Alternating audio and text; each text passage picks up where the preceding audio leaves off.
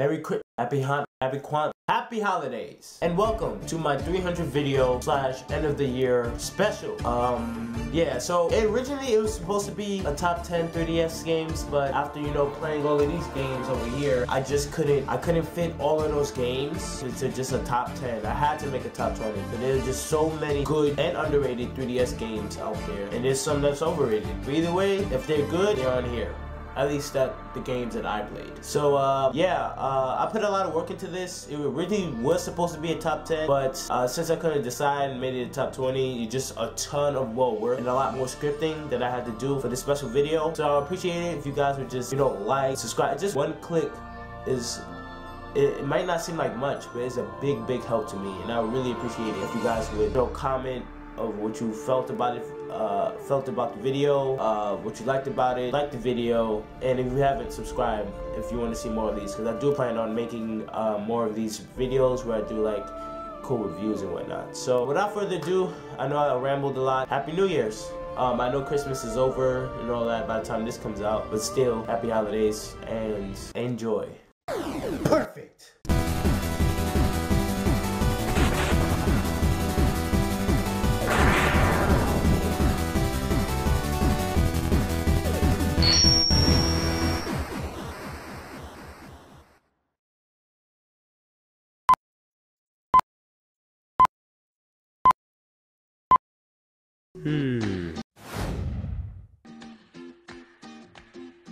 What seems to be the problem, Darren? I'm trying to think of what to do for my 300 video end of the year special. What the hell? Chibi Tarasu from Okabe there? I've been sent here to accompany you on your time of need. Also, I am capable of human speech. Okay. Don't you have a load of 3DS games? Huh? Who told you that? You should do a top 20 best 3DS games you ever played since the year the 3DS came out to the end of this year. What? I played tons of 3DS games, and I own way more than 20. Plus, making it a personal top 20 will probably make the internet hate me forever. No way. Do it. Doing it. Jesus Christ. Warning, this video may contain spoilers, so if you see a game being mentioned that you haven't beaten or have an intention of getting or beating in the future, feel free to skip ahead. What? Why am I reading? Why am I reading? I don't need to read. I don't need to read. Why did you get me to read? Why did you get me to read? Yeah, well, you have to know how to read to even click on this video. I'm pretty sure they can read. That is kind of disrespectful. Yeah, well, I don't need to read. You know, I don't need to read. No. I understand, yeah. No, so I'm gonna just go ahead with the video. Is this your top 10? Is this your top 10? I don't think so. This is my show. This is my show. Well, you're supposed to read. Maybe there's some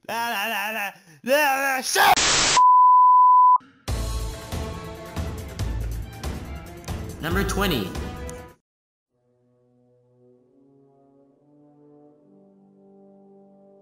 Right now, you're probably like, what? Lego? And don't get me wrong, when I first got the game, I was expecting the worst. I only got the game because there was nothing really good out at the time that I haven't gotten yet. So I was all like, YOLO swag, DTU, do or die, #, and got the game. Kill yourself. And frankly, I was utterly impressed with the game's thematics and the plot.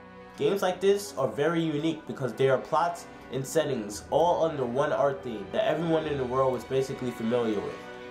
Lego. I also got to experience and use characters I've never knew even existed. Game theory touched on the matter of unknown characters in Lego games, and this game is no different. I'm waiting for a game where they can feature Superdog as a main character.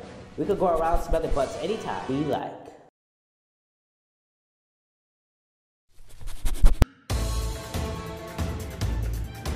Number 19.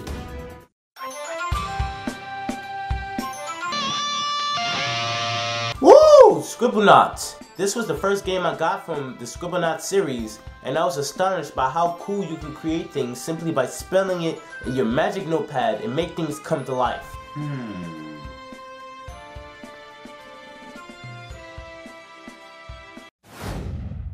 I'm a real dog.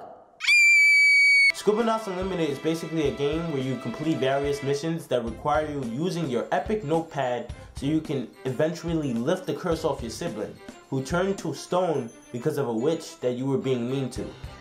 It's quite the interesting plot to say the least. Not to mention, you have a gazillion siblings that you can unlock throughout the game while completing missions.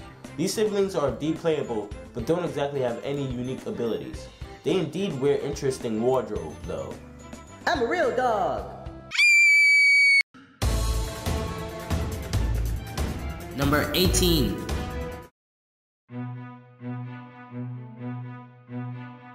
Just like my experience with Scribblenauts, I have never played a game of this series as well. It is indeed a game that I have never experienced before. You play as an epic lawyer named Phoenix Wright. You know, the star of that meme that used to be a thing? Yeah, him. And a new character who has the ability to sense someone's mood when they answer various questions related to the case. This game is filled with puzzles and dialogue. It really makes you think. I enjoy games like that, and based on my experiences with games, it seems to be a game that is wonderful. Objection! What? You suck! Number 17.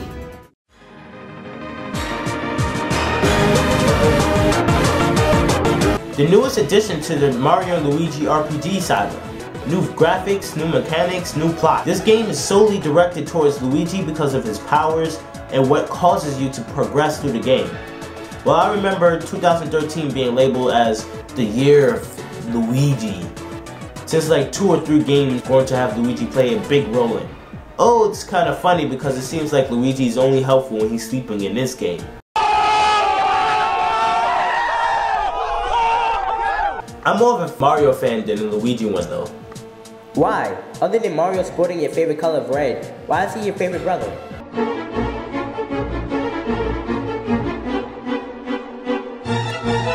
Because I'd rather use a water-powered talking device than a vacuum. Make a Super Mario Sunshine sequel. Also make a sequel to Super Mario Hoops 3 on 3. I feel like the game was underrated. Number 16.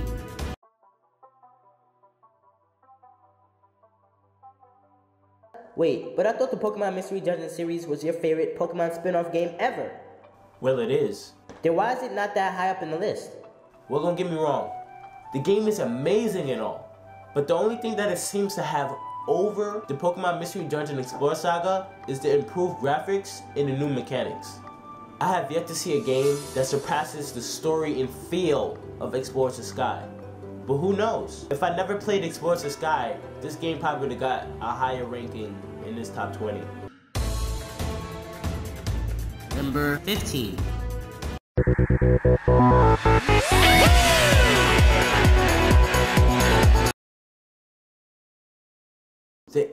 They actually made a good game. The Sonic Generation introduced a new concept never seen in a Sonic game with fun levels and amazing music.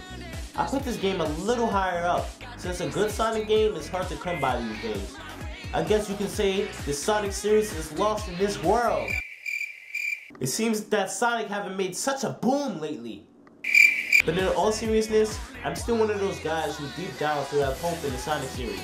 I mean, they came out with this game, so that means the Sonic team do have the potential to make another good game. They should just go all out and work really hard on a future Sonic game. And by saying that, I mean their whole Sonic team, instead of splitting up in 2 groups and working on separate games, because that didn't really work out too well.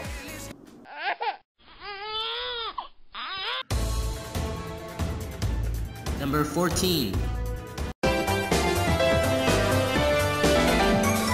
This game is so awesome. Definitely a game that wowed Mario fans across the world with its really fun levels and amazing music. 3D Land really showed the 3DS's capabilities with its thrilling graphics. This game truly deserves the title of one of the best 3D platformers ever. The only problem is that it is way too short. If you're a gamer that plays for long periods of time like I am, you'll probably beat the game on your first or second time you turn on the game like I have. And another thing was the repetitive plot. The Peach's getting kidnapped bit was played out years ago. Good thing they changed it slightly in 3D World, but it's still the same concept overall. The final boss battle, however, is one of my favorites to date. It really made me feel like I was there. I know they have a new cat suit in 3D World, but what about a dog suit? In due time, Chibi. In due time. Number 13.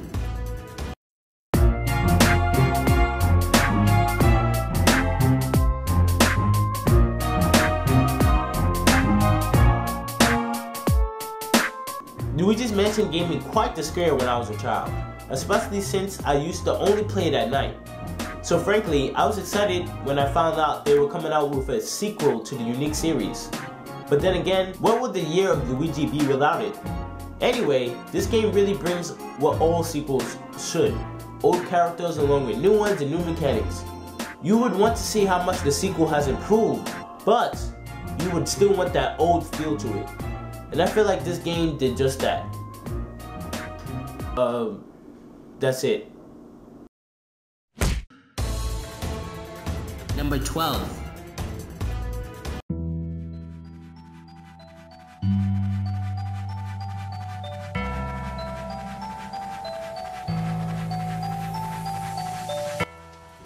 But DTU, aren't you a big fan of Pokemon? Don't you eat, sleep, and breathe Pokemon? Why ever did you not put it under your top 10? You fail as a Pokemon trainer. Well guys, wait, what? You fail as a Pokemon. Anyways, this game is awesome because of many new mechanics brought to the world of Pokemon, like customizable characters where you can change their shade of skin color and even change their clothes. This might have seemed to be something ordinary to the typical gamer, but this was freaking revolutionary to us Pokemon fans that has been there since day one, or since any game that came out before Gen 6 was released. Not to mention the controversial new added fairy type, an entire new form of evolution, Mega Evolutions. Personally, I was really excited when this game came out due to listening to all of the hype, rumors, and leaks that came out with this game, but I was ultimately disappointed in the end overall. Ultimately disappointed? I see what you did there. This could have been because of many reasons. I was so up to date with the game's news before its release that I was spoiled of all of the new things that this game did bring because I knew ahead of time. So now I try to be really oblivious to game news that are about games I want when it's released, like Omega Ruby and Alpha Sapphire, which I did enjoy to the fullest. But still, this game turned the Pokemon world into an entire 3D experience never really seen before ever, and did an awesome job with it, with the cutscenes, overworld, and battles alike. One problem that I did have with this game is that the story wasn't really that fulfilling to me. I found that the characters in the game were cool, but I still felt like the game was missing something that previous games had in terms of plot. It was a bit too obvious and kinda short. I just felt like more could have been added. I mean, I found the after-game story in Lemoyne City more fulfilling than the actual plot. A cool fact is that I went to Nintendo World for the special Pokemon X and Y release event, and I got to meet Jay Witz. Yeah, he's a really cool person, but he's a lot taller than he is in his videos. I'll tell you that. Number 11.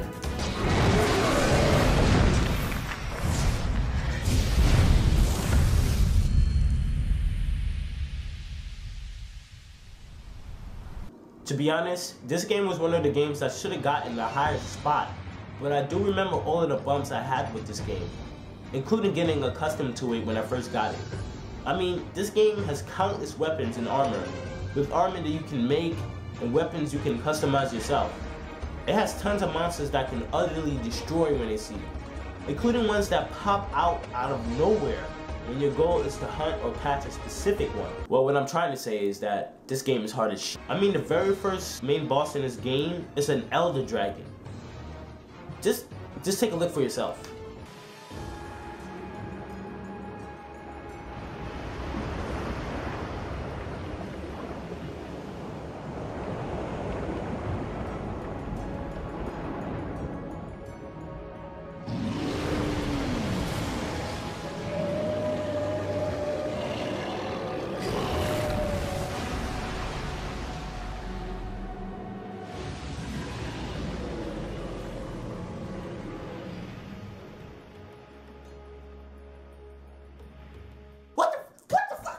Looks like it poops mountains.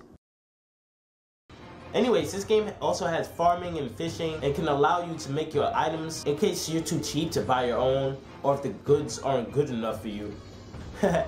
Goods aren't good enough. There are many people that help you along the way with things and tips they give you, including Nico the cat. Yeah, cats are a thing in this game, and they can speak and everything. Nico here means cat in Japanese, so his name literally means Cat the cat.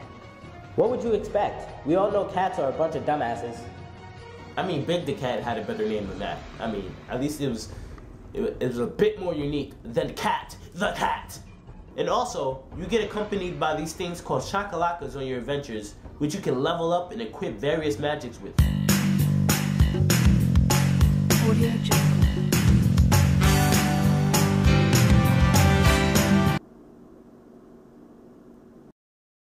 So yeah, that is it for my top 20 to top 11. Top 10 will be coming soon. But in the meantime, if you haven't did it yet, be sure to like, comment, subscribe, do all of that stuff. But check out my other series, like my other playthroughs. You know, I'm currently doing Pokemon Mega Ruby, Legend of Zelda, you know, all that stuff. So yeah, just click one of these videos here that I'm gonna have through the power of editing. And hope you guys enjoy, and stay tuned for my top 10. And if you want to see me in more videos, be sure to leave a comment saying so, else I'ma just disappear off the face of the earth and be replaced by another game character.